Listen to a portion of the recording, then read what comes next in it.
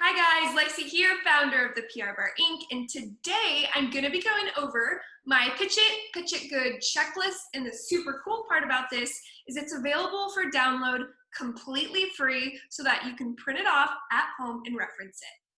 These are the 15 things that you should always make sure a pitch has before you ever press send.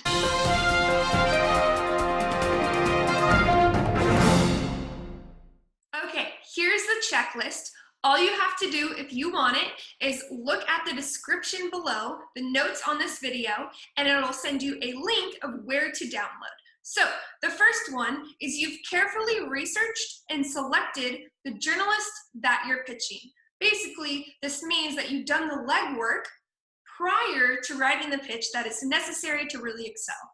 Number two, you know the journalist's name and have the journalist's specific email address. This means you aren't pitching a contact at or an info at. If you need help learning how to track down a journalist's email address, I've made videos on that before, so just head to my channel, look at the library, and there you go.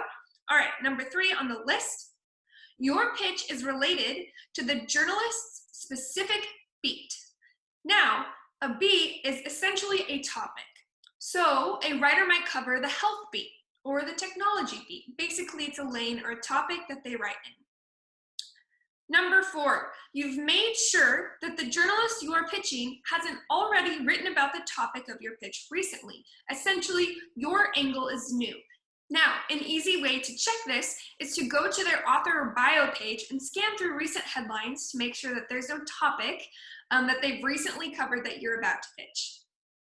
All right, number five, you have a catchy subject line. Now, this is so freaking important because I don't care how great your pitch is, how perfect it is, if they don't click your subject line to open it, they're never gonna read it.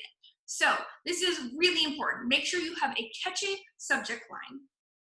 Six, you've addressed them by name in the intro and triple checked that his or her name is spelled correctly. All right, this is a huge personal pet peeve of mine because my name, Lexie, L-E-X-I-E, is quite literally in my email address, yet so many people spell my name wrong. The name is the first thing that they're going to see when they open your pitch. Get it right? Okay, number seven, you've indicated which outlet, if applicable, you are pitching the journalist for. This is especially important if you're pitching a freelance journalist, someone who writes for multiple outlets. Also, it just helps show that you're not just copying and pasting the exact same pitch, okay? So make sure you are including that outlet if applicable. Number eight on the checklist, you've introduced yourself by name and company or title if he or she is a new contact. Basically, don't forget to introduce yourself, especially if you're a stranger. So basic pleasantries. Number nine, your pitch is relevant, timely, and newsworthy. Now, there's a lot to unpack in that simple statement.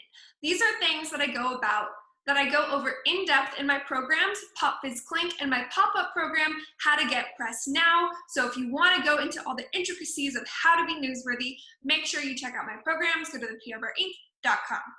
Okay, number 10, you've answered the 5 W's. Who, what, where, when, why, concisely, okay? No essays.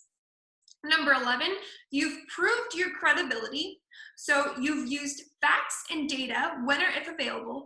Basically, somewhere in your pitch, you've indicated why you are credible or why you know what you're talking about. Why should the journalist believe or listen to a thing that you have to say? So you've proved that you are credible. Number 12, you've included a clear CTA, call to action. So your writer knows what to do next if they want more information. 13, you have kept your pitch to under 200 words or less if possible. Now, I understand it's not always possible. You might go to 250, but it's an actual stat. There is proof that 200 words is that sweet spot.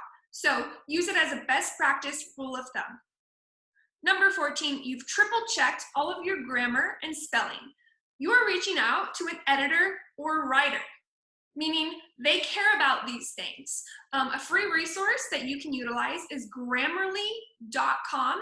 It can integrate right into Chrome, so it'll highlight in your actual email if you're using improper grammar. So if you don't already have that, I highly suggest. It's completely free. And then number 15, you've included your contact information, and just a heads up, journalists do typically want a phone number. I would suggest including it in the initial outreach so that they don't have to ask you for it. That's just one more unnecessary back and forth. There you have it. Those are 15 things on a PR Pro's Pitch a Good checklist. Again, what I suggest is having this list printed out and accessible anytime you're ready to pitch. I still use it to this day. Again, it's downloadable completely for free. All you gotta do is go to the URL in the notes of this video and download. Otherwise, have a great day and pitch it. Pitch it good.